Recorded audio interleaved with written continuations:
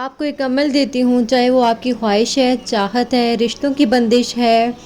صحت کی بندش ہے، رزق کی بندش ہے، جادو جنات اثرات ہیں۔ ایک عمل آپ کی خدمت میں عرض کروں گی۔ اچھا، ہمارا ایک المیہ ہے، ہم دعائیں پڑھتے ہیں، مانگتے نہیں ہیں۔ اگر دعائیں مانگنی ہیں تو چوراہے پہ جائیں،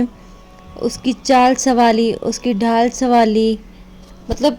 اس کے ہاتھ سوالی، اس کی نظریں سوالی، اس کے بول سوالی، اس کا زندگی کا پل پل سوالی ہے۔ ہم بھی سوالی بن تو جائیں، لیکن ہم مانگتے نہیں، ہم پڑھتے ہیں دعائیں۔ آپ سے یہ درخواست کروں گی، جتنے میری بہنیں ہیں، میرے بھائی ہیں، میں یہ عرض کروں گی، ہم دعائیں مانگیں، دعاؤں کے لیے وقت نکالیں۔ اچھا، میں آپ سے پوچھوں تو سب سے زیادہ دعائیں کہاں مانگی جاتی ہیں؟ آپ کہیں گے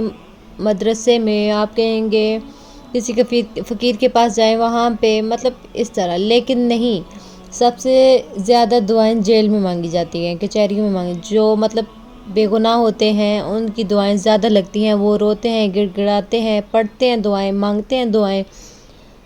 جو ہسپتالوں میں ہوتے ہیں، جو مریض ہوتے ہیں، جو آپ کے قریب ہوتے ہیں، آپ ان کے لیے دعائیں مانگ رہے ہوتے ہیں، کر رہے ہوتے ہیں، وہاں دعائیں مانگی جاتی ہیں اور لگتی ہیں دعائیں۔ اسی طرح آپ بھی دعائیں مانگا کریں اپنے لیے۔ جیلوں میں جائیں نا تو کوئی ایسے مطلب ہوتے ہیں بے گناہ، جن کی سسکیاں ہوتی ہیں، تہجد ہوتی ہے، تسبیحات پڑھتے ہیں، ہر چیز کر رہے ہوتے ہیں، کتنے سالوں سے قید ہوتے ہیں، مطلب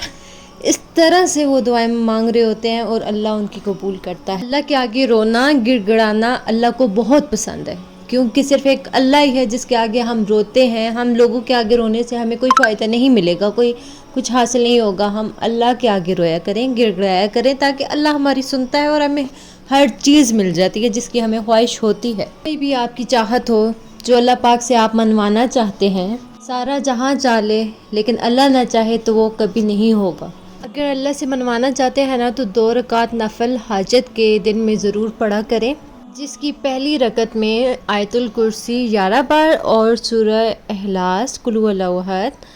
11 بار دوسری رکعت میں پڑھا کریں، اور سلام پھیرنے کے بعد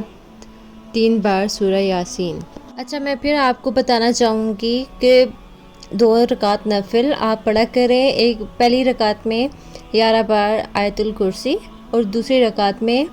قل هو اللہ احد 11 مرتبہ، اور سلام کے بعد آپ نے 3 مرتبہ سورہ یاسین پڑھنی ہے، اور گڑ گڑا کے اللہ کے آگے دعا کرنی ہے،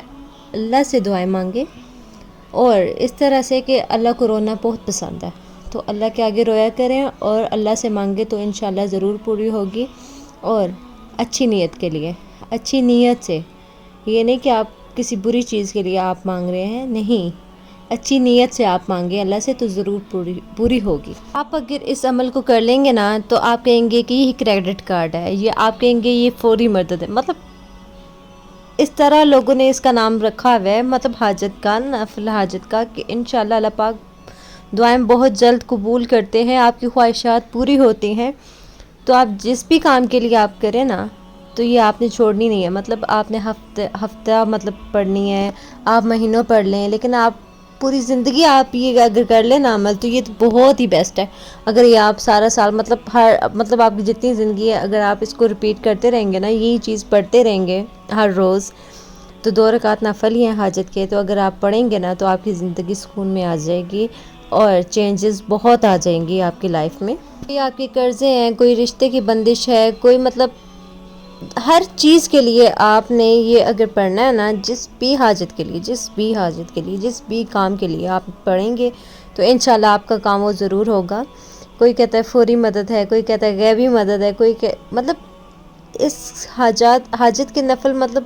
جو ہے نا وہ بہت برکتوں والے ہیں اور فوری آپ کے کام ہو جاتے ہیں۔ اچھا، ایک اور بات، مطلب اگر آپ اللہ کا کوئی بھی کلام پڑھیں گے نا، کوئی بھی لفظ مطلب آپ کو کچھ بھی نہیں آ رہا نا، آپ مطلب ٹینشن میں، پریشانی میں، لیکن آپ کے منہ سے کچھ بھی لفظ نکل گیا نا، مطلب پڑھتے رہے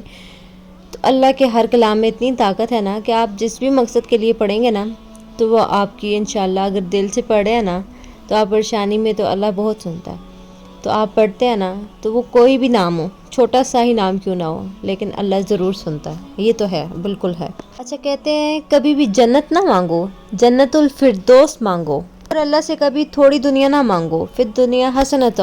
سپرلیٹو ہے، مطلب آپ اللہ سے تھوڑی دنیا نہ مانگیں، وفی الآخرۃ حسنۃ، اللہ دنیا عطا فرما، پھر وہ جتنی دنیا عطا فرما دے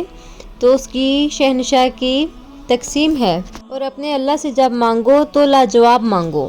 اور بہت زیادہ مانگو، توجہ سے مانگے، اور چند دن کر کے دیکھے تو صحیح، چند دن کر کے دیکھیں تو صحیح، اللہ پاک نہ عطا کریں تو پھر کہنا، لیکن اپنے اللہ سے گڑ گڑا کے رو کے دعائیں مانگے۔ اچھا ایک اور بات ہے، جس کے پاس مال ہوتا ہے نا تو وہ اکثر کم مانگتا ہے اللہ سے، کیونکہ اس کو ہوتا ہے کہ یہ میرے پاس ہے تو میری ضروریات پوری ہو رہی ہیں، میں یہ کر سکتا ہوں، میں وہ کر سکتا ہوں، کیونکہ اس کے پاس مال ہوتا ہے تو وہ کہتا ہے کہ بس مطلب جو مانگ لیا وہ بہت ہے میرے لیے۔ جو غریب ہوتا ہے اس کو مانگنا نہیں آتا، وہ کہتا ہے کہ یا اللہ میں اپنی بیٹی کی شادی کیسے کروں گا، یا اللہ یہ کیسے ہوگا، یا اللہ وہ کیسے ہوگا، یا اللہ یہ نہیں ہے، یا اللہ وہ نہیں ہے۔ تو اپنے اللہ سے مانگو، دعائیں پڑھنی نہیں چاہیے، مانگنی چاہیے، اور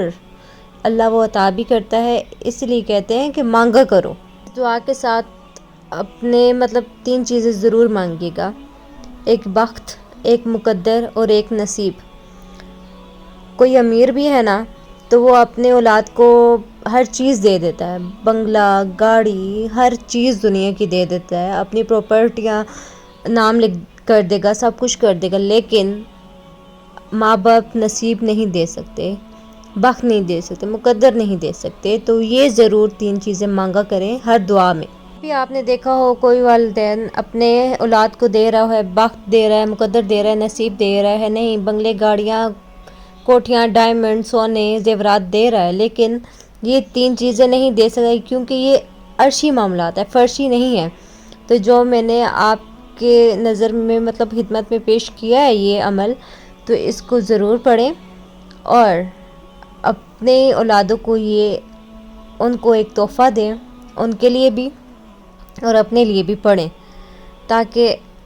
آپ کو سکون ہو، ذہنی سکون ہو، آپ کو ہر چیز ملے، اور دیکھیے گا کتنی برکتیں آتی ہیں گھر میں۔